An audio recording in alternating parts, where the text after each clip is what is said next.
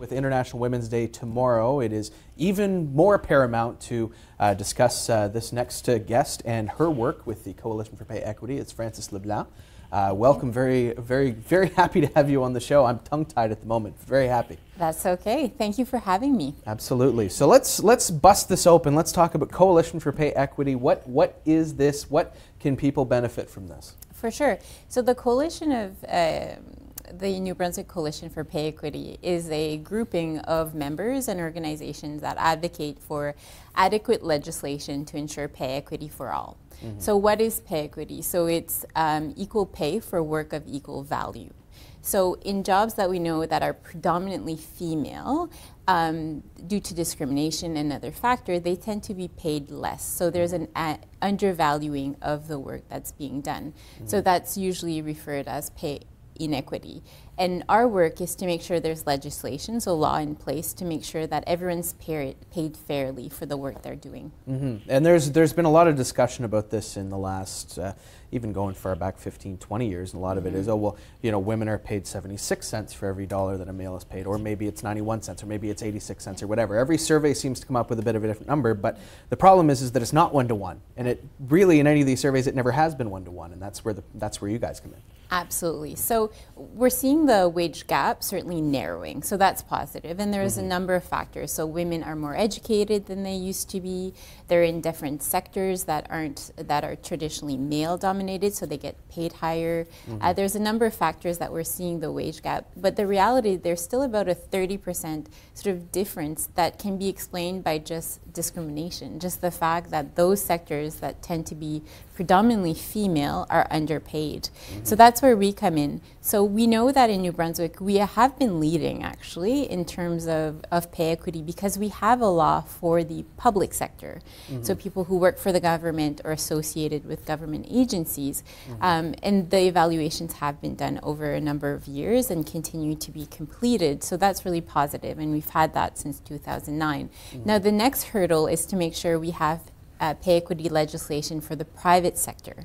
So in New Brunswick, we have over 65% of women that work in the private sector that have no protection for pay equity. So that's one of the reasons that pay equity matters to women and to New Brunswick, is to ensure that the majority of females in New Brunswick have the protection they need, and they are obviously compensated the just value for the work they're doing. Now, up to this point in 2018, has there been, obviously the public part has been addressed, at least to this point.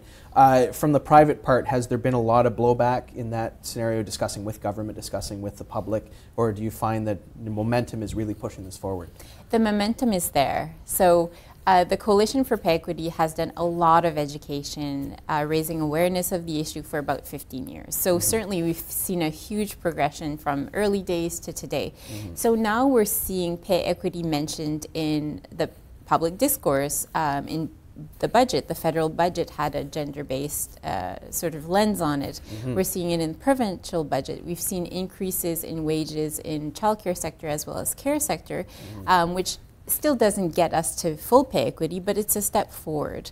So I think there's been so much progress made so far, and this is just one sort of sticking point that we have to get over, and I think it will happen. It's just a matter of time. And to equipping the private sector, so the employers, with the tools to do the pay equity evaluation in their industry. So how do you, obviously the public sector kind of has its own rule system in place. In terms of the private sector, it's a lot more wide open. So, how do you work in order to try and harness that as one? Is that just with legislation? Is there a lot of law being involved with it? How is your plan of attack for this? Right. Well, obviously the coalition wouldn't be doing the work itself, and certainly working with the government to make sure that those resources are available. So we have a law for the public sector, we have a precedent, and we have experience. So theoretically, if we were to implement a law for the private sector, there would probably be progression. So bigger employers with more resources and capacity would likely start, and then we would adapt those tools and resources for smaller employers that may not have the in-house skill set to do these types of evaluation. And just for your information, the Women's Equality Branch, which is a a derivative of the government, has tons of resources and information already available for the private sector if they want to do that type of work. Mm-hmm. Now, we just saw a little flash of the logo there on the screen, and it is Rosie the Riveter, of course. Yes. Yeah, which is a classic icon in terms of women's equality, in terms of, from way back into the World Wars. So, was attaching, choosing Rosie the Riveter as a logo, was that kind of a natural connection, or, it was just kind of, felt right to put her on there, or what? Yeah, so Pascale Paulin, it's sort of her genius in terms of the branding and the marketing around the campaign. And I think it was a natural choice to put her on there. It really sort of exemplifies our message and being strong together and pushing forward. So we've worked with that imagery and then the messaging that comes with it, which is now New Brunswick. So this is the time to act, and it's a timely conversation to have. Mm-hmm. Now, yesterday, speaking of timely, Yes. you guys had a huge event yesterday in terms of getting support, in terms of, an excellent push forward for you guys. So maybe explain a little bit more about what that event yesterday was. What happened yesterday? Yeah, so we had a press conference essentially, but we had 15 organizations, so representing community and also union leaders coming together and sharing their experience of, or their perspective rather, of why pay equity matters to them as an organization, but also their members and the public. And it was really interesting, not only as obviously a significant show of support, these 15 sort of community leaders being there, but also their perspective from different sectors. And we heard a lot of stories from people who work, for example, in Transition House, about how pay inequity affects their clients, which are vulnerable because of pay inequity. We've heard also from a student representative, which 60% of female at the Université de Moncton are female, and they tend to be more vulnerable to that undervaluing of their skill set. So it was all these different perspectives which really gave us a really broad understanding of the ramifications of pay inequity. So it's not just about salary, but it's about much more than that. And how important is it to demonstrate that this every sector, every area is hit by this inequality? Well, it's critical because, I mean, the narrative is strong by itself, but to have those examples and have those community leaders step up, and also call to action. So our call to action is that all political parties have pay equity legislation for the private sector as part of their electoral platform. So we know we have an election coming up. So that set your watches. It's yes. in September, October. Yeah. So we will be seeing a lot of those policies coming out soon. Exactly. So of course, for you guys, that means that's a lot of lobbying work coming into that to make sure that does show up on the platforms. Absolutely, and we have a strong foundation. The coalition is really, really strong in advocacy, and we've been meeting with representative and elected officials from all political parties. We have strong commitment from the NDP and the Green Party that they would include it and they would support a law, and we have certainly an openness from the Liberals and Conservatives, which is promising. So we're just going to keep pushing forward and meeting with the appropriate people to make sure that it's one, included on their platform, and two, once they're elected, then that they actually honor their commitment. Yeah, do you find it easy, in particular in the government where they already have this rule for the public sector, they're already experiencing it, do you find it easy to relate it to that one, saying let's just push this one step further, or do you find that the discussion's been pretty mixed?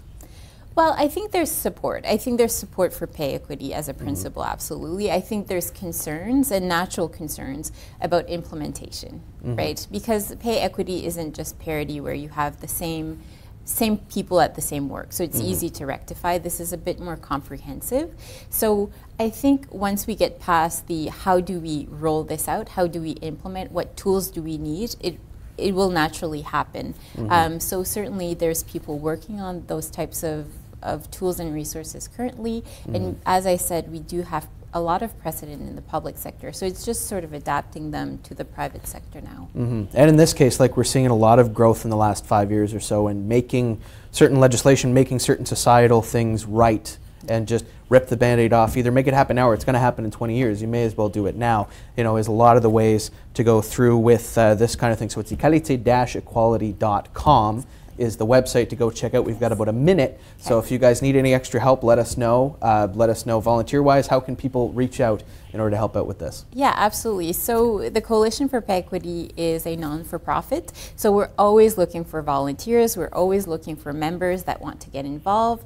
Also, we have an annual fundraising campaign, so if you feel generous or want to contribute, absolutely go to our website and join us there. So again, if you just want to learn about pay equity, feel free to go to our website. There's great support directly on the site. Yeah, that is equalité-equality.ca.